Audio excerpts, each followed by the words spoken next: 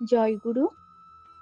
শ্রদ্ধেয় শ্রী প্রফুল্ল কুমার দাসের লেখা অখণ্ড জীবন দর্শন গ্রন্থটি থেকে পাঠ করছি।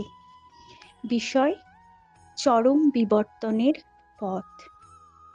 প্রকৃত প্রস্তাবে ঈশ্বর এক, ধর্ম এক, প্রেরিতগণ এক বার্তাবাহী। আর বৈশিষ্ট্য পালি আপুরয়মান বর্তমান পুরুষোত্তমে অস্খলিত নিষ্ঠানন্দিত সক্রিয় অনুরাগী আত্মবিকাশের মূল মেরুদণ্ড। তিনি হলেন তত্ত্বমূর্তি।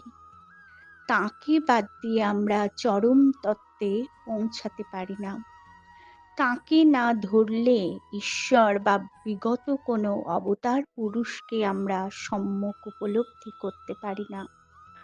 প্রত্যেকের জীবনেই তিনি অপরিহার্য। জল ছাড়া হয়ে মাছ যেমন সুস্থ, স্বস্থ, স্বচ্ছন্দ, সার্থক ও স্বাভাবিক জীবনযাপন করতে পারে না, জীবন প্রবাহের উৎস স্বরূপ এই যুগ পুরুষোত্তমকে বাদ দিয়েও আমরা তেমনি অব্যাহত অফুরন্ত সার্থক সুসম্পূর্ণ সাত্ত্বত জীবনের অধিকারী হতে পারি না। জীবন সলিল স্রোতা হয়ে ওঠে তখনই যখন আমরা তাঁর সঙ্গে যোগ যুক্ত থাকি।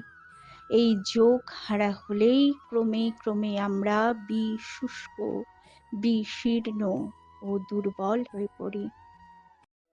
মানব জীবনের পরমতম প্রাপ্তি যা তা আমাদের অধিগত হয় না। আমাদের বিকাশের সম্ভাব্যতার তুলনায় অনেক নিম্ন স্তরেই আমাদের সাধনা খতম হয়ে যায়। জয় গুরু।